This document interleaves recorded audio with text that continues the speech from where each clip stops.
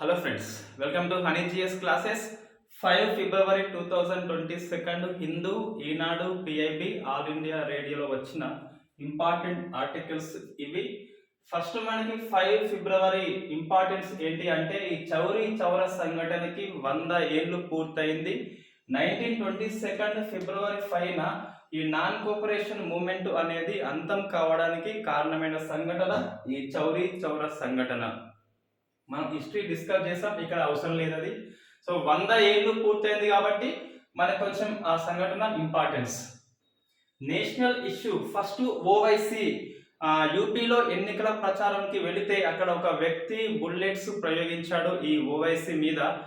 ఈ ministry of home affairs Z category security కల్పించింది. So Z category అంటే ఏంటని చెప్పేసి మనం డిస్కస్ చేయాల్సి ఉంటుంది. రామ్సార్ సైట్స్ మొత్తం ఈ వెట్లాండ్ డే సందర్భంగా ఒక 2 కొత్తగా వచ్చాయి. మొత్తం 49 పెరిగినాయి. నిన్న పిఐబి వెబ్సైట్ లో 49 లిస్ట్ ఇచ్చాడు. ప్లస్ ఈ మన ప్రధాని నరేంద్ర మోడీ గారు ఈ దక్షిణ ఆసియాలోనే ఎక్కువ రామ్సార్ సైట్స్ ఉన్నది ఇండియా అని చెప్పేసి ట్వీట్ కూడా చేయడం జరిగింది. సో మనకు సౌత్ ఏషియాలో నెంబర్ 1 ఎవరంటే India. Next statue of equality. ఈ రోజు ఈ ప్రధానమంత్రి ఈ విగ్రహ ఆవిష్కరణ ఉంది. సో మనం ఆ విగ్రహం ఏంటి అని చెప్పేసి డిస్కస్ చేయాలి. రిపబ్లిక్ పరేడ్ విన్నర్స్ అని చెప్పేసి మనకి 26 జనవరిన రిపబ్లిక్ పరేడ్ జరిగింది. అందులో 3 కేటగిరీలో అవార్డ్స్ ఇస్తారు. మినిస్ట్రీ, స్టేట్ అండ్ త్రివిధ దళాలకి ఎవరెవరు మంచిగా చేస్తారో వాళ్ళకి అవార్డు ఇస్తారు. సో అవార్డ్స్ మనం డిస్కస్ చేయాల్సి ఉంటుంది. నెక్స్ట్ చూస్తే మనకి ఇండియన్ పాలిటీలో ఈ నీట్ బిల్లుని తమిళనాడు గవర్నర్ వెనక్కి పంపాడు. సో ఈ నేపథ్యంలో గవర్నర్ పదవి అనేది రాజకీయంగా మారిందని చెప్పేసి మనకు ఈనాడు ఆర్టికల్ వచ్చింది. హిందీలో కూడా వచ్చింది ఒక ఆర్టికల్. కర్ణాటకలో ఒక స్కూల్లో ఉడిపి డిస్ట్రిక్ట్ లో ఈ హిజాబ్ ఈ ముస్లిం మహిళ ధరించే బురకా, అది హిజాబ్ అంటారు. దాన్ని ధరించి వస్తే వద్దు అని చెప్పేసి బయటకు పంపిస్తే 6 లేడీస్ బయట ధర్నా చేశారు. ఈ కోర్టు గడప తొక్కింది కేసు అది. సో హిజాబ్ కేసు అని చెప్పేసి. Next union grant commission chairman గా తెలంగాణ వ్యక్తి నల్గొండ వాసి జగదీష్ కుమార్ నియామకమైంది. సో మనకి యూజీసీ ఏంటి అని చెప్పేసి ఆ నియామకం పేరు మనం గుర్తుపెట్టుకోవాల్సి ఉంటుంది. సైన్స్ అండ్ టెక్నాలజీలో ఇక్రిసాట్ గోల్డెన్ జూబ్లీ సెలబ్రేషన్స్ 50 ఏళ్ళు పూర్తయింది. నరేంద్ర మోడీ వచ్చిండు హైదరాబాద్ కి. సో ఇది సందర్శన. స్పోర్ట్స్ చూస్తే టీమ్ ఇండియా క్రికెట్ లో 1000వ వన్డే ఆడబోతుంది వెస్టిండీస్ తోని. ఈ first time in cricket history 1000 వన్డేలు పూర్తి చేసుకున్న దేశంగా ఇండియా రికార్డు సృష్టించబోతుంది. బీజింగ్ ఒలింపిక్స్ నిన్న స్టార్ట్ అయినాయి. మన అరీఫ్ ఖాన్ ఈ పతాకాన్ని ధరించి మార్చ్లో పాల్గొన్నాడు. ఇండియా డిప్లొమాటిక్ బైకాట్ చేసింది అంటే ఇండియా తరఫున ఎవరు హాజరు కాలేదు డిప్లొమాట్స్, బట్ స్పోర్ట్స్ పర్సన్ అనేది కంపల్సరీ వెళ్తారు. సో ఈ డిప్లొమాటిక్ బైకాట్ అనేది పెద్ద ఎఫెక్ట్ అనేది స్పోర్ట్స్ పర్సన్ మీద చూపకపోవచ్చు. సో ఇవి మన ఇంపార్టెంట్ ఆర్టికల్స్. సో ఫస్ట్ చూస్తే ఈ అసదుద్దీన్ ఓవైసీ జెడ్ కేటగిరీ. మనకి ఇండియాలో సెక్యూరిటీ అనేది మొత్తం 6 రకాలు ఉంటుందండి. సో ఫస్ట్ చూస్తే SPG, Z plus, Z category, Y plus, Y and X, మొత్తం 6 రకాల సెక్యూరిటీ అనేది ప్రొవైడ్ చేస్తారు ఇంపార్టెంట్ పర్సన్స్ కి. ఫస్ట్ ఈ ఎస్పీజీ గురించి మనకి బ్లూ బుక్ లో ఉంటది, మిగతా వాటి గురించి ఎల్లో బుక్ లో ఉంటది. సో బ్లూ బుక్ అయినా ఎల్లో బుక్ అయినా ఏ సెక్యూరిటీ అయినా మినిస్ట్రీ ఆఫ్ హోమ్ అఫైర్స్ మాత్రమే ప్రొవైడ్ చేస్తుంది. అంటే మినిస్ట్రీ ఆఫ్ హోమ్ అఫైర్స్ అనేది ఈ బ్లూ బుక్ లో రూల్స్ ని రూపొందిస్తుంది. ఎస్పీజీ ఏం ఫాలో కావాలి, Z plus Z, Y plus Y, X category security కల్పించే వాళ్ళు ఎటువంటి రూల్స్, ఇన్స్ట్రక్షన్స్, గైడ్ లైన్స్ అనేవి ఈ బ్లూ బుక్ లో ఎల్లో బుక్ లో ఉంటాయి. సో మనకి ఈ ఎస్పీజీ అనేది only for prime minister and ex prime minister. మనకి ఎక్స్ ప్రైమ్ మినిస్టర్ విషయంలో ఓన్లీ 5 ఇయర్స్ మాత్రమే వర్తిస్తుంది. సో మనకి యాజ్ ఆన్ టుడే ఈ ఎస్పీజీ స్పెషల్ ప్రొటెక్షన్ గ్రూప్ అనేది only for Narendra Modi and his family. There is no family కాబట్టి only for Modi. So Modiji, only for Modiji. Ex prime minister కి already Manmohan Singh ఇది 5 years అయిపోయింది కాబట్టి ఇంకా ఈ ఎస్పీజీ లేదు అతనికి. సో ఓన్లీ ఎస్పీజీ అనేది ప్రైమ్ మినిస్టర్ కి మాత్రమే ఉన్నది ఈ రోజు. సో మనకి బ్లూ బుక్ లో ఈ ఎస్పీజీ ఎటువంటి ఇన్స్ట్రక్షన్స్ ఫాలో కావాలో మినిస్ట్రీ ఆఫ్ హోమ్ అఫైర్స్ రూపొందిస్తుంది. జనరల్ గా మనకి ప్రైమ్ మినిస్టర్ యొక్క సెక్యూరిటీ అనేది ఇందిరాగాంధీ హత్యకు మునుపు అంటే అంతకు ముందు ఈ ఢిల్లీ పోలీస్ వాళ్ళు చూస్తారు. మనకి లండన్ పోలీస్ వాళ్ళు లండన్ అంటే ప్రైమ్ మినిస్టర్ యొక్క సెక్యూరిటీ చూస్తారు.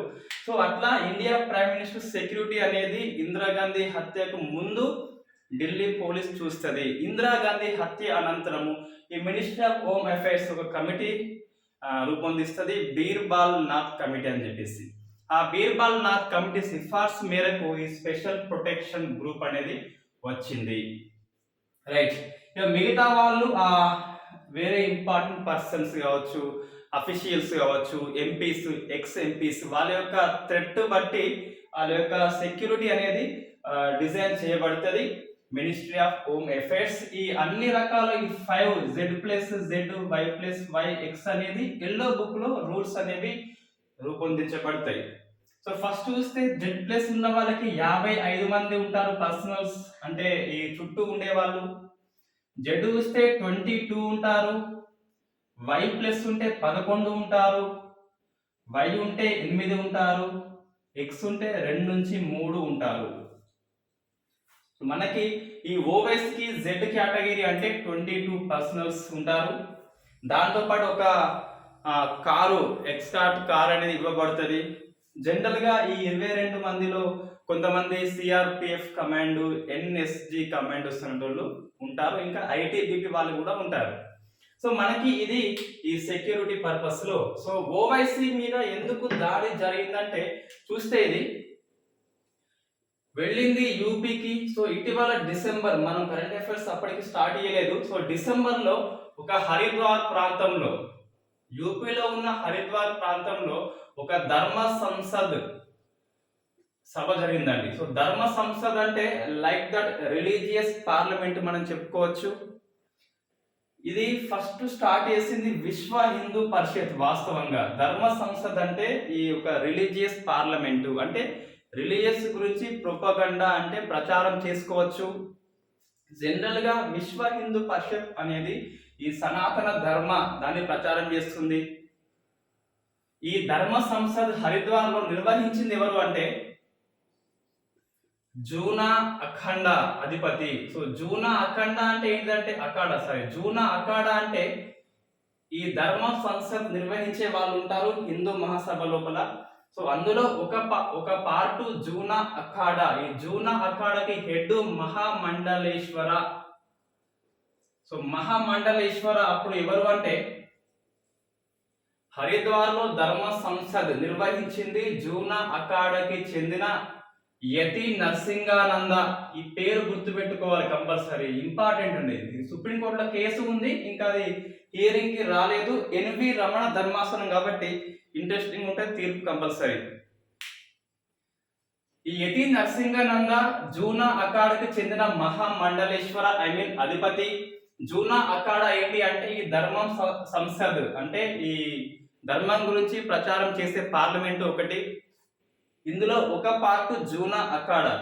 ఈయన ఏమంటాడు అంటే ఈ ముస్లింలని ఇండియాలో ఉండనివ్వద్దని చెప్పేసి ఆ హేట్ స్పీచ్, విద్వేష ప్రచారం అంటారు. సో హేట్ స్పీచ్ అనేది చేయడం జరిగింది. సో ఇది కోర్టులో కేసు అనేది ఉన్నది. రైట్, ఈ ఓవైసీ ఎవరు? ముస్లిం. జరిగింది ఎక్కడ? యూపీలో ధర్మ సంసద్. వచ్చింది ఎక్కడికి? యూపీకి కాబట్టి. సో ఈ ధర్మ సంసద్, ఈ హరిద్వార్ లో జరిగిన ధర్మ సంసద్ వల్లనే నా పైన దాడి జరిగింది కాబట్టి నాకు జెడ్ కేటగిరీ వద్దు, గాని ఇక పైన మీరు ఈ హేట్ స్పీచ్ ని ప్రోత్సహించొద్దని చెప్పేసి, అటువంటివి రాకుండా చూడమని చెప్పేసి నిన్న ఈ లోక్సభలో ఈ ఓవైసీ అనౌన్స్మెంట్ చేయడము జరిగింది. సో మనం ఇలా ఏం గుర్తు పెట్టుకోవాలంటే జెడ్ కేటగిరీలో ఎంతమంది ఉంటారు, సెక్యూరిటీ అసలు ఎలా ఉంటుంది, ధర్మ సంసద్ ఎవరు నిర్వహించారు, ఆ హేట్ స్పీచ్ అంటే మనకి రాజ్యాంగంలో డెఫినేషన్ లేదు. సో మనకి ఎన్వి రమణ ధర్మాసనం అనేది తీర్పు ఇవ్వబోతుంది. మనం అప్పుడు డిస్కస్ చేస్తాం దాని గురించి. ఫిబ్రవరి 2వ వారంలో ఉన్నది జడ్జిమెంట్ అనేది.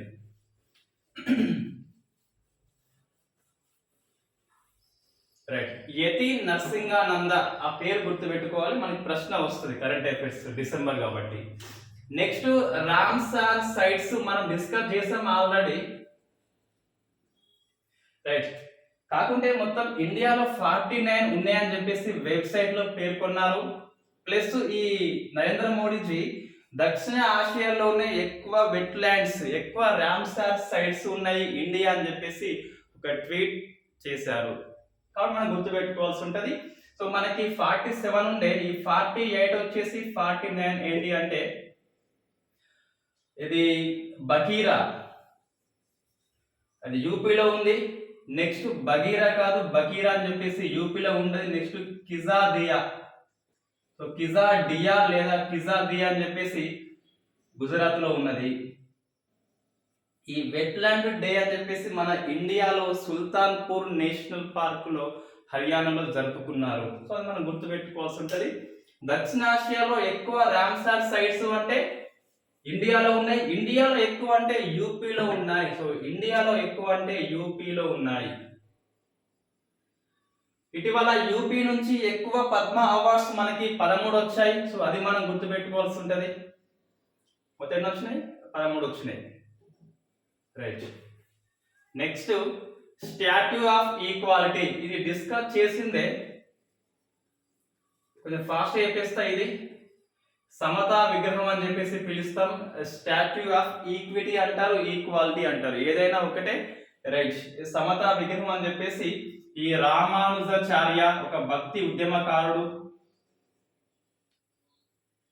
పుట్టింది తమిళనాడులో ఉన్న శ్రీ పెరుబందూర్లో. రైట్, ఈ 216 ఫీట్స్ అనేది ఉంటది. కూర్చున్న విగ్రహం చూస్తే ప్రపంచంలో 2వ అతిపెద్దది. ఫస్ట్ చూస్తే 302 ఫీట్స్ వచ్చేసి ఈ థాయిలాండ్ లో ఉన్న బుద్ధ విగ్రహం అనేది ఫస్ట్ ఎత్తైన కూర్చున్న విగ్రహం అని చెప్పేసి. నెక్స్ట్ ఈ విగ్రహానికి ఈ ప్లేస్ మొత్తం శంషాబాద్ లో ఉన్న ముచ్చింతల్లో ఉన్న శ్రీరామ ఆలయంలో, ఈ శ్రీరామ దగ్గర ఇది కడుతున్నారు. దీనికి జూపల్లి రామేశ్వరరావు అని చెప్పేసి ఈ ఏమంటారు భూదానం చేసిన వ్యక్తి జూపల్లి రామేశ్వరరావు 45 ఎకరాలు దానం చేసిండు చిన్నజీయర్ స్వామికి. రైట్, నెక్స్ట్ ఇందులో ఒకటి 9 నెంబర్ వస్తుందట. దేన్ని కూడినా అంటే ఇప్పుడు 216 లో అన్ని కూడితే యాడ్ చేస్తే 9 నెంబర్ వస్తుంది. ఈ విగ్రహం చుట్టూ 108 ఆలయాలు ఉన్నాయి, శ్రీ వైష్ణవ ఆలయాలు. ఇది శ్రీ వైష్ణవ మతం అని చెప్పేసి మనం చెప్పినాం ఆల్రెడీ. సో 108. ఈయన కూర్చున్న పీఠం ఏదైతే ఉందో అది 54 ఫీట్స్. దాన్ని భద్రవేది అని చెప్పేసి పిలుస్తారు. అది స్క్వేర్ ఆకారంలో ఉంటది. సో ఇది కూడా 9 వస్తుంది. ఇట్లా మనకు కొన్ని ఉన్నాయి. సో ఇతను అద్వైత సిద్ధాంతాన్ని ప్రతిపాదించాడు. ఫస్ట్ దీన్ని స్టేట్ ఆఫ్ ఈక్వాలిటీ అని ఎందుకు అంటున్నామంటే, సో స్టాట్యూ ఆఫ్ ఈక్వాలిటీ అని చెప్పేసి, సమత అని చెప్పేసి ఎందుకు పిలుస్తున్నాం అని చెప్పేసి ప్రశ్న వస్తుంది. సో ఇతను ఏమంటాడు అంటే, దేవుణ్ణి పూజించే హక్కు అందరికి ఉంది, regardless caste, religion, sex, race, జాతి, మతం, కులము, లింగం భేదం లేకుండా ప్రతి ఒక్కరికి దైవాన్ని ప్రార్థించే హక్కు ఉంది అని చెప్పేసి చెప్పిండు. కాబట్టి కులము మతం అనేది లేదని చెప్పి చెప్పిండు కాబట్టి సమత విగ్రహంగా పిలుస్తున్నారు. నేను పుట్టింది 1017 కాబట్టి మొత్తం 1000 ఏళ్ళు పూర్తయింది కాబట్టి ఇవి సహస్రాబ్ది ఉత్సవాలు. ఇది మనకి ఇంకా ఈ లోహం అనేది అంటే ఈ విగ్రహం అనేది మొత్తం పంచలోహ విగ్రహము. పంచలోహ విగ్రహము అంటే ఏంటిది? ఈ సిల్వరు, ఫస్ట్ గోల్డ్ అండి. సో గోల్డ్ మళ్ళీ ఇది 120 కిలోలు. 120 కిలోలు ఎందుకంటే ఈ దేవుడు బతికింది 120 కేజీ కాబట్టి ఇంకా 120 కేజీస్ అని చెప్పేసి గోల్డ్. సిల్వరు, ఇంకోటి బ్రాస్. బ్రా అంటే మనకు తెలుసు ఆల్రెడీ, ఈ రాజీ వేసుకుంది బ్రా అని చెప్పేసి, కాబట్టి కాపర్, రాగి అండ్ జింక్. సో మనకి టిటానియం లేదండి. ఇండియన్ ఎక్స్ప్రెస్ పేపర్ దేంట్లో వచ్చినట్టున్నది వల్ల. సో కాపర్, జింకే ఉన్నది. Gold, silver, brass, copper and zinc అని చెప్పేసి ఈ 5 లోహాలతో తయారు చేస్తున్నారు. చైనాకు చెందిన ఏరోస్పాన్ సంస్థ దీన్ని తయారు చేస్తుంది. అంటే మేడ్ ఇన్ చైనా అని చెప్పేసి పిలుస్తాం. మొత్తం ఖర్చు 1000 కోట్లట. ఈ 1000 కోట్లు కూడా ఈ చిన్నజీయ స్వామి అంటే విరాళం ద్వారా సేకరించడం జరిగింది. ఇది మనకి అంత డాటా అన్ని ఫ్యాక్ట్ బిట్స్ మీరు చదువుకుంటే పేపర్లో వస్తుంది. ఇదే ఉంటుంది మ్యాటర్ అని. రైట్. ఒక విమర్శ ఏంటంటే ఒక 1000 కోట్లు అవసరమా విగ్రహానికి అని చెప్పేసి. అంటే రామానుజాచార్య స్టాట్యూ ఆఫ్ ఈక్వాలిటీ అవసరమే, విగ్రహం అవసరమే, 1000 కోట్లు అంత పెద్దగా అవసరమా? ఈ 1000 కోట్లు పెట్టి ఒక విశ్వవిద్యాలయం స్థాపించవచ్చు, అందులో ఈ రామానుజ యొక్క బోధనలు మనం చెప్పొచ్చు, ప్రచారం చేయవచ్చు అని చెప్పేసి, లేకుంటే ఒక పూర్ ఫ్యామిలీస్ కి ఇల్లు కట్టియవచ్చు అని చెప్పేసి ఇట్లా పేపర్లో కూడా కొన్ని విమర్శ చేయడం జరిగింది. అది ఎవరి ఇష్టం వాళ్ళు. రైట్. రిపబ్లిక్ పరేడ్ అవార్డ్స్ అండి. సో అవార్డ్స్ ఎందుకు ఇస్తారు అంటే ఈ శకటాలు ఉంటాయి, ఆ శకటాల్లో మంచిగా రూపొందిస్తే అవార్డు అనేది వస్తుంది. స్టేట్ కేటగిరీలో యూపీకి వచ్చింది. మన యూపీ వార్తల్లో ఉంటుంది. ఎక్కువ రామ్సార్ సైట్స్ అనేవి యూపీలో ఉన్నాయి. పద్మ అవార్డ్స్ వచ్చినాయి, యూపీకే ఎక్కువ వచ్చినాయి. నెక్స్ట్ ఈ యూపీ శకటం పేరు ఏంటి అంటే so one district one product.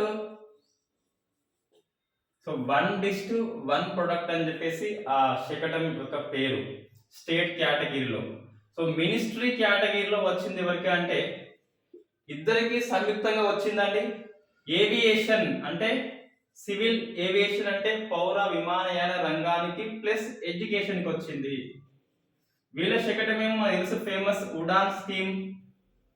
సామాన్యులకు విమానయాన్ని అందుబాటులోకి తేయడమే ఉడాన్ స్కీమ్. నెక్స్ట్ ఇక్కడ చూస్తే నేషనల్ ఎడ్యుకేషన్ పాలసీ శకటానికి అనేది వచ్చింది. నెక్స్ట్ ఈ ఆర్మ్డ్ ఫోర్సెస్ లో వచ్చింది ఎవరికి అంటే ఇండియన్ నేవీకి వచ్చింది. ఇండియన్ నేవీ మనకు తెలుసు ఆల్రెడీ, అంజల్ శర్మ దీనికి నాయకత్వం వహించిందని చెప్పేసి మనం డిస్కస్ చేయడం జరిగింది. ఇండియన్ ఎయిర్ ఫోర్స్ కేమో ఈ శివంగి సింగ్ అని చెప్పేసి రఫేల్ పైలట్. సో ఇది మనకి అవార్డ్స్. రైట్. నెక్స్ట్ ఏంటంటే పాలిటీ అండి. సో ఇది గవర్నర్ విషయం అనేది కాంట్రవర్సీ అయింది. ఈ నీట్ ఎగ్జామ్ అనేది నేషనల్ లెవెల్లో ఈ మెడిసిన్ అండ్ వైద్య రంగంలో ప్రవేశాలకు దీన్ని ఎగ్జామ్ రాస్తున్నారు. తమిళనాడు రాష్ట్రం ఏమన్నది అంటే మేము నీట్ ఎగ్జామ్ రాయము, ప్రత్యేకించి వేరే ఎగ్జామ్ కండక్ట్ చేస్తామని చెప్పేసి. సో నీట్ బిల్లు అనేది ఒక బిల్లు రూపొందించింది, మాకు నీట్ అవసరం లేదని చెప్పేసి. సో మా వైద్య ప్రవేశాల కోసం మేము ఒక ఎగ్జామ్ పెట్టుకుంటాము, నీట్ రాయమని చెప్పేసి తమిళనాడు గవర్నమెంట్ రూపొందించింది. గవర్నర్కి పంపింది. రవి గవర్నర్ పేరు. సో 5 months దాన్ని నొక్కి పెట్టాడు, అంటే ఆమోదించకుండా అలాగే పెట్టి 5 months అనంతరము తిరిగి వెనక్కి పంపాడు.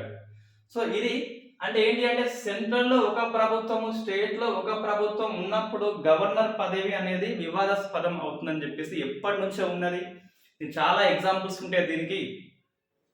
ఈ 1977లో ఫస్ట్ టైం కాంగ్రెస్ ఇతర ప్రభుత్వం వచ్చినప్పుడు, జనతా ప్రభుత్వం వచ్చినప్పుడు ఈ 9 కాంగ్రెస్ ప్రభుత్వాలని రద్దు చేస్తుంది. 1980లో ఇందిరాగాంధీ మళ్ళీ గెలుస్తుంది. ఈ జనతా ప్రభుత్వాలు 9 స్టేట్ గవర్నమెంట్ రద్దు చేస్తుంది. ఈ యూపీలో కళ్యాణ్ సింగ్ మెజార్టీ ఉన్నప్పటికీ కళ్యాణ్ సింగ్ కాదని జగదంబిక పాల్ని ఈ రామ్ లాల్ గవర్నర్ సీఎం గా నియమిస్తే ఒకరోజు సీఎం గా ఉంటాడు జగదంబిక పాల్. అది కాంట్రవర్సీ. మన ఏపీకి చూస్తే గిట్ట ఈ ఎన్టీఆర్ ని ఈ రామ్ భండారి అని చెప్పేసి గవర్నర్ తొలగిస్తాడు. ఇటువంటి కాంట్రవర్సీలు నెంబర్ ఆఫ్ టైం జరిగినాయి. ఇంకా ఈ మహారాష్ట్రలో అయితే స్పీకర్ ని నియామకం చేయకుండా గవర్నర్ ఈ పెండింగ్ లో పెట్టాడు. పశ్చిమ బెంగాల్లో అయితే ఈ ఎవరు మన మమతా బెనర్జీ పశ్చిమ బెంగాల్ గవర్నర్ యొక్క ట్వీట్ ని బ్లాక్ చేసి పడేసింది ఆ ట్విట్టర్ లో ఖాతాని. సో ఇటువంటి కాంట్రవర్సీలు ఇప్పుడు జరుగుతున్నాయి పశ్చిమ బెంగాల్, తమిళనాడు. మన తెలంగాణలో కూడా కేసీఆర్ ఈ రిపబ్లిక్ డే నాడు మనం గవర్నర్ ఫ్లాగ్ హోస్టింగ్ కి వెళ్ళలేదు. సో అంటే ఏంటి, సెంట్రల్లో బీజేపీ, స్టేట్ లో ఇతర పార్టీలు ఉన్నాయి.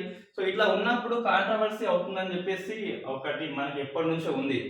జనరల్ గా ఈ గవర్నర్ పదవిని ఏమని అంటామంటే బై ద రాజ్, అంటే రాజు చేత, రాష్ట్రపతి చేత, అంటే ఐ మీన్ క్యాబినెట్ చేత, ఆఫ్ ద రాజ్, రాజు యొక్క, ఫర్ రాజ్, రాజు కొరకు పనిచేస్తాడని చెప్పేసి.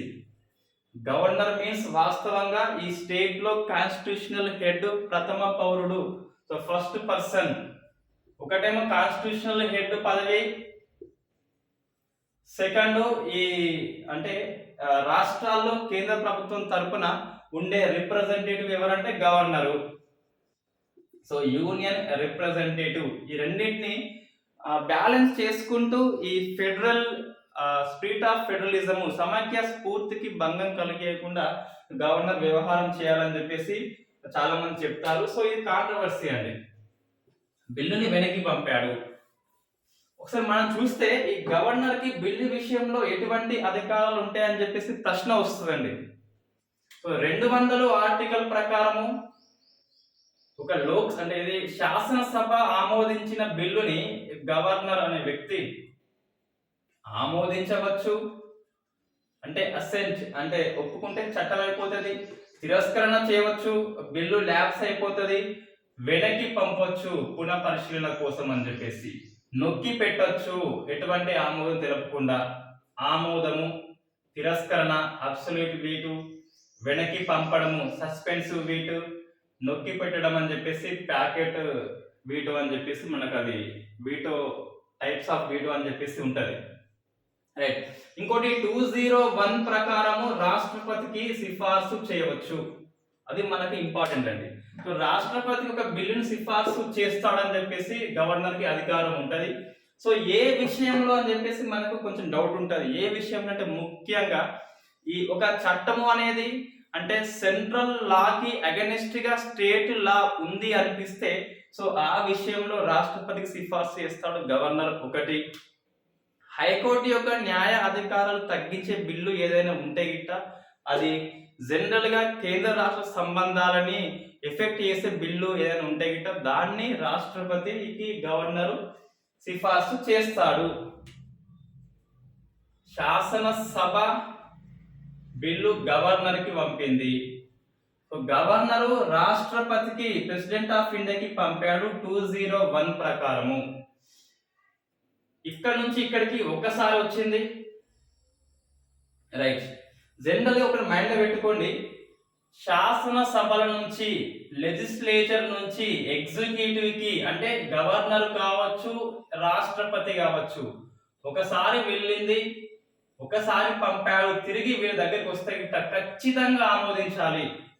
రెండవసారి ఒక బిల్లు అనేది గవర్నర్ లేదా రాష్ట్రపతి దగ్గరికి వస్తే అది ఏ బిల్ అయినా తప్పనిసరిగా ఆమోదించాల్సిందే, అది గుడ్డిగా గుర్తుపెట్టుకోండి.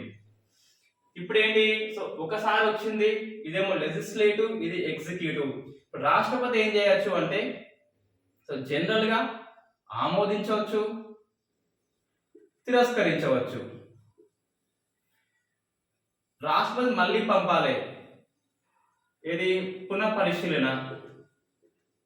ఇది మనకి ప్రశ్న వచ్చింది సివిల్స్ లో, యూపీఎస్సీ లో. ఏంటి ప్రశ్న అంటే శాసనసభ గవర్నర్ కి పంపిన బిల్లుని గవర్నర్ రాష్ట్రపతికి సిఫార్సు చేశాడు, పిదప రాష్ట్రపతి పునఃపరిశీలన పంపేటప్పుడు క్రమం ఏంటి అంటే నేరుగా శాసనసభకి పంపకుండా త్రూ ది గవర్నర్. ఇది ప్రశ్న, గవర్నర్ ద్వారానే పంపాలి. ఎందుకు అంటే ఒకవేళ రాష్ట్రపతి నుంచి ఈ సభకు పోయింది అంటే ఒకసారి పోయింది, మళ్ళీ తిరిగి వెనక్కి వస్తే సో ఇది రెండోసారి కాబట్టి కంపల్సరీ రాష్ట్రపతి దగ్గరికి ఒకసారి వచ్చింది గవర్నర్ ద్వారా, సభ ద్వారా మళ్ళీ వచ్చింది, రెండవసారి అయింది, సో వెంటనే ఏమేం చేయాలి, కంపల్సరీ ఆమోదించాలి. కానీ ఏంటిది, తిరస్కరించే హక్కు కూడా కలిగి ఉన్నాడు కాబట్టి సో మనకి ఇటువంటి ఏర్పాటు చేయడము జరిగింది. ఏంటి, మనకి రాష్ట్రపతి నుంచి గవర్నర్ ద్వారా మాత్రమే సభకి వెళ్లాల్సి ఉంటది. ఇప్పుడేంటి, శాసనసభ బిల్లుని యథాతథంగా తిరిగి వెనక్కి పంపొచ్చు, కొన్ని సవరణలు చేస్తే చేయవచ్చు. సో ఇప్పుడేంటి సభ మళ్ళీ వెనక్కి పంపాలి కదా, ఎట్లా ఉంటుంది? త్రో ది గవర్నర్ కాదు, ఎందుకంటే ఒకసారి వచ్చింది, సో మళ్ళీ వస్తే రెండోసారి వస్తే వెంటనే గవర్నర్ అక్కడనే ఆమోదిస్తాడు. లెజిస్లేచర్ నుంచి ఎగ్జిక్యూటివ్ కి రెండవసారి వచ్చింది అంటే కంపల్సరీ ఆమోదించాలి, కాబట్టి నేరుగా రాష్ట్రపతికి పంపిస్తుంది సెకండ్ టైం. రాష్ట్రపతి ఆమోదిస్తే చట్టం అవుతుంది, తిరస్కరిస్తే చట్టం కాదు. సో రెండవసారి పంపిన రాష్ట్ర బిల్లుని కూడా రాష్ట్రపతి తిరస్కరణ చేయవచ్చు. రెండవసారి పంపిన శాసనసభ బిల్లుని రాష్ట్రపతి తిరస్కరణ చేయవచ్చు. ఇది మన కాన్సెప్ట్ అండి. బిల్లుల విషయంలో గవర్నర్ అంటే ఇది క్లారిటీ. అంబేద్కర్ గ్రేట్ మ్యాథమెటిషియన్ అంటే ఏంటి? రాష్ట్రపతి వెనక్కి పంపేటప్పుడు త్రూ ది గవర్నర్, సభ వెనక్కి పంపేటప్పుడు వితౌట్ ది గవర్నర్. ఎందుకు అంటే ఇక్కడ మనకి రెండోసారి రావద్దని కాన్సెప్ట్. ఇది చాలా బుక్లలో ఉండదు ఇంత క్లియర్ గా.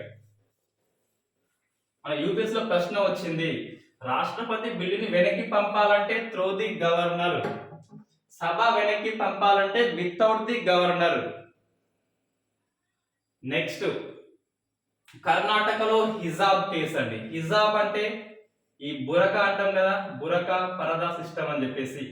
సో కర్ణాటకలో ఈ ఉడిపి డిస్ట్రిక్ట్ లో స్కూల్ పేరు పేపర్ లో ఇవ్వలేదు. ఒక స్కూల్లో ఉన్న హెడ్ మాస్టర్ ఒక 6 ముస్లిం యువతులు ఈ హిజాబ్ ధరించి, అంటే బ్లాక్ డ్రెస్ ఉంటుందండి.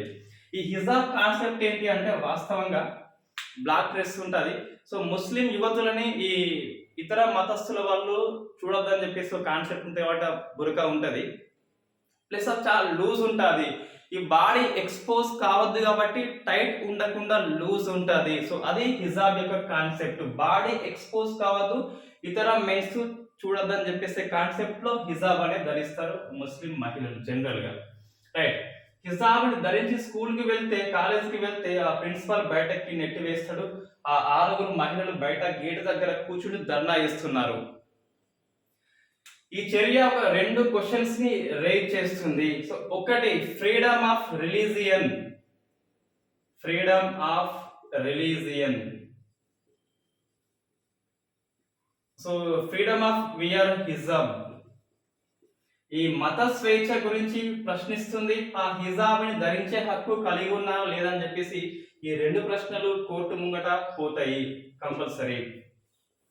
ఒకసారి మనము ఈ రాజ్యాంగంలో యాక్చువల్ గా ఏముందంటే ఆర్టికల్ 25(1) ప్రకారము freedom of freedom of religion లేదు, ఫ్రీడమ్ ఆఫ్ కన్సైన్స్ ఉంది. మీరు ఆర్టికల్ ఒకసారి సెర్చ్ చేయండి గూగుల్ లేదా వికీపీడియాలో. సో ఫ్రీడమ్ ఆఫ్ కన్సైన్స్ ఉంటది. ఆత్మ ప్రమోదానుసారం మనము ఏదైనా మతాన్ని ఫ్రీ టు ప్రోసెస్ కలిగి ఉండవచ్చు, ఫ్రీ టు ప్రోపగ్రేట్ అంటే ప్రచారం చేసుకోవచ్చు, ఫ్రీ టు ప్రాక్టీస్ అంటే ప్రాక్టీస్ అంటే ఆచరణ చేయవచ్చు ఏదైనా ఒక మతాన్ని. ఇక్కడ వాస్తవంగా రిలీజియస్ అనే పదం ఎందుకు వాడాలి అంటే, సో నువ్వు ఒక మతాన్ని ఆచరిస్తావా, మతాన్ని ఆచరించు. ప్రచారం చేస్తావా, ప్రచారం చేసుకో. ఒక రాయిని పూజిస్తావా, రాయిని పూజించు. ఒక చెట్టును పూజిస్తావా, చెట్టును పూజించు. నువ్వు దేన్ని పూజించవా, నీ కన్సెన్స్ ప్రకారం దేన్ని పూజించవా, ఎస్ నువ్వు అలాగే ఉండని చెప్పేసి ఆర్టికల్ 25 అనేది చెప్తుంది. సో మనకి ఇప్పుడు కోర్టు ఏం చేస్తుంది అంటే హిజాబ్ అనేది కంపల్సరీ కాదని చెప్పేసి దేన్ని బట్టి చెప్తుంది అంటే, దీన్ని టెస్ట్ ఆఫ్ ఎసెన్షియల్ ప్రాక్టీస్ అంటే ఈ హిజాబ్ ధరించడము అనేది ఇస్లాం మతంలో ఎసెన్షియలా కాదా. ఎగ్జాంపుల్, ఇప్పుడు ఇస్లాంలో నమాజ్ తప్పనిసరి, it is essential practice in Islam. అంటే ఇస్లాం ఈ నమాజ్ అనేది చేయడము ఎసెన్షియల్ ప్రాక్టీస్, అదే మసీదులో చేయడం అనేది నాట్ ఎసెన్షియల్ ప్రాక్టీస్ అని చెప్పేసి సుప్రీంకోర్టులో కేసులో పేర్కొన్నది. నమాజ్ చేయాలి అది ఎసెన్షియల్, బట్ ఇంట్లో చేయొచ్చు, మసీదులో చేయొచ్చు అని చెప్పి సుప్రీంకోర్టు చెప్పింది. హిజాబ్ అనేది ఎసెన్షియలా కాదా అని చెప్పి సుప్రీంకోర్టు టెస్ట్ చేస్తుంది. ఒకవేళ కంపల్సరీ అని చెప్పేసి ఆ ఇస్లాం ఖురాన్ లో ఉంటే ఎస్ హిజాబ్ ధరించి స్కూల్కి వెళ్ళవచ్చు అని చెప్తుంది. కంపల్సరీ అని కాదు అని చెప్పేసి అనిపిస్తే ఇది వద్దని చెప్పేసి చెప్తుంది. రైట్. ఈ సెక్యులరిజం అంటారండి ఇండియాది. సెక్యులరిజం అనేది ఇండియాది వేరు, వెస్టర్న్ మోడల్ వేరు. వెస్టర్న్ మోడల్ అంటే ఏంటిదంటే రాజ్యం అనేది ఈ మత విషయంలో అసలే జోక్యం చేసుకోదు, చాలా దూరం ఉంటది. మధ్యలో గోడ అనేది అక్కడ ఉంటది. ఇది స్టేట్, ఇది రిలీజియన్. సో స్టేట్, ఇదేమో రిలీజియన్, మధ్యలో గోడ ఉంటది. ఇది వెస్టర్న్ మోడల్. ఇండియన్ మోడల్ ఏంటి అంటే డియర్ ఇండియన్స్, ఇది స్టేట్ అండి. డియర్ ఇండియన్స్, నీకు హిందూ మతం ఫాలో అవుతావా? ఎస్, హిందూ ఫాలో కా. నువ్వు ముస్లిం ఫాలో అవుతావా? ముస్లిం ఫాలో కా. క్రిస్టియన్ ఫాలో అవుతావా? క్రిస్టియన్ ఫాలోగా. బుద్ధ, జైన ఏదైనా ఫాలోగా, నేను పట్టించుకోను. ఎంతవరకు? నువ్వు ఇతర విషయంలో జోక్యం చేసుకోనంత వరకు. ఏంటిది ఏమంటదంటే I'm not interested in interfere, నాకు ఎటువంటి ఇంట్రెస్ట్ లేదు. And I don't have wall, మధ్యలో గోడ లేదు, నాకు ఇంట్రెస్ట్ లేదు. ఇది మన ఇండియా యొక్క మోడల్. ఏమర్థమైందంటే ఇక్కడ స్టేట్ అనేది చూస్తూనే ఉంటది కానీ జోక్యం చేసుకోదు. ఇఫ్ ఈ హిందూ అనే వ్యక్తి ముస్లిం మతానికి విరుద్ధంగా మాట్లాడితే మళ్ళీ జోక్యం చేసుకుంటే, ఎందుకంటే ఇక్కడ గోడ ఉంది, వెస్టర్న్ లో ఇండియన్ లో గోడ లేదు. ఐఎమ్ నాట్ ఇంట్రెస్టెడ్, నాకు ఎటువంటి ఇంట్రెస్ట్ లేదు నీ మీద, కానీ మధ్యలో గోడ కూడా లేదు అని చెప్పేసి అబ్జర్వ్ చేస్తుంది అని చెప్పేసి చెప్పడమే ఇండియా యొక్క model. It is the Indian secular model అంటారు దీన్ని. ఈ తాకితే రాకుతా అంటారు. నువ్వు ఇతర మతాల్లో జోక్యం చేసుకుంటే నేను నీలో జోక్యం చేసుకుంటా అంటారు. ఈ సిక్కు వాళ్ళు ఈ హెల్మెట్ అనేది కంపల్సరీ కాదండి. ఎటువంటి ఫైన్ వేయద్దు హెల్మెట్ లేకున్నా, ఎందుకంటే అటువంటి ఈ కొప్పు అనేది కలిగి ఉండటము ఎసెన్షియల్ ప్రాక్టీస్ కాబట్టి వాళ్ళకి మినహాయింపు ఇచ్చింది. రైట్, అంటే మన జోక్యం చేసుకున్నట్టేగా అంటే yes, it is the essential practice in Sikh community. Right. ఈ కర్ణాటకలో ఉడిపి డిస్టిక్ లో ఆ కేసు ఇంకా నేమ్ కరెక్ట్ అందుబాటులో లేదు, కేసు వచ్చినాక చెప్తాను కేసు ఏంటి అని చెప్పేసి.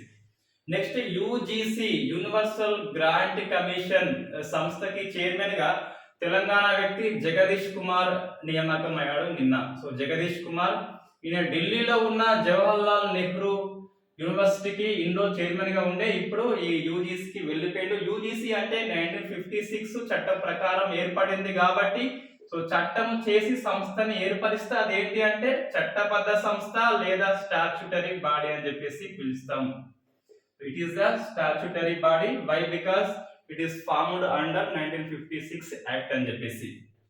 సో ఇతను 5 years లేకుంటే 65 years వచ్చేంత వరకు ఏది ముందొస్తే అది అంతవరకు పదవిలో ఉంటాడు. సో యూజీసీ జనరల్ గా ఏం చేస్తుంది అంటే ఈ విశ్వవిద్యాలయాలను కంట్రోల్ చేస్తుంది, గుర్తింపు ఇస్తుంది. ఈ యూజీసీ యొక్క మెయిన్ గా ఉండే వర్క్ అది.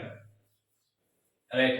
నెక్స్ట్ ఏంటి అంటే మనం డిస్కస్ చేసాం ఆల్రెడీ, ఇక్రిసాటికి 50 years అయిపోయింది. సో పటాన్ చెరు హైదరాబాద్ లో ఉంది.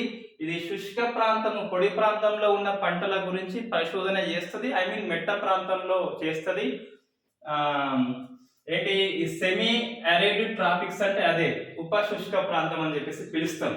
ఇది స్వామినాథన్ సిఫార్సు మేరకు ఇది ఇండియాలో ఉన్న హైదరాబాద్ లో స్థాపించబడింది.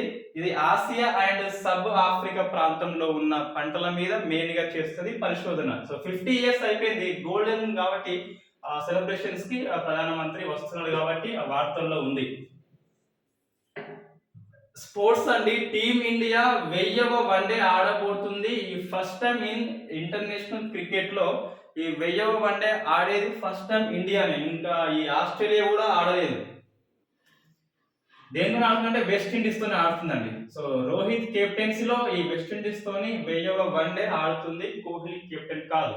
సో ఫస్ట్ అయితే మన 1974 లో అజిత్ వాడేకర్ కెప్టెన్సీలో ఇంగ్లాండ్ తోని ఫస్ట్ వన్డే ఆడింది, ఇన్ఫాక్ట్ ఓడిపోయింది కూడా. నెక్స్ట్ బీజింగ్ ఒలింపిక్స్ స్టార్ట్ అయిన ఈ అరీఫ్ ఖాన్ మన జమ్మూ కాశ్మీర్ నివాసి. సో కాశ్మీర్ నుంచి ఒలింపిక్స్ కి వెళ్ళిన వ్యక్తి అరీఫ్ ఖాన్ ఇండియా పతాకం ధరించి ఫస్ట్ ఒకటి ఉంటుంది ఆ ప్రోగ్రామ్ లో పాల్గొన్నాడు ఈ అరీఫ్ ఖాన్ అని చెప్పి. సో ఇది ఈ రోజు current affairs. Thank you very much. నేను మంగళవారం నుంచి హిస్టరీ క్లాస్ కంటిన్యూ చేస్తాను. నాకు కొన్ని కమిట్మెంట్స్ వల్ల వర్క్ ఉండడం వల్ల ఈ టైం ఉండలేదు. సో నేను హిస్టరీ క్లాస్ ఎక్కడ మనది 6 అడుగులు అయిపోయాయి, చంద్రబోసు అయిపోయింది. నెక్స్ట్ క్లాస్ నేను మంగళవారం నుంచి డైలీ కంటిన్యూ చేస్తా. కొంచెం క్లాస్ పెద్దగా ఉన్నా కూడా విత్ ఇన్ 3-4 డేస్లో ఈ సుహాంధ్రం వచ్చేలా చేస్తా మొత్తం మీద. Thank you very much.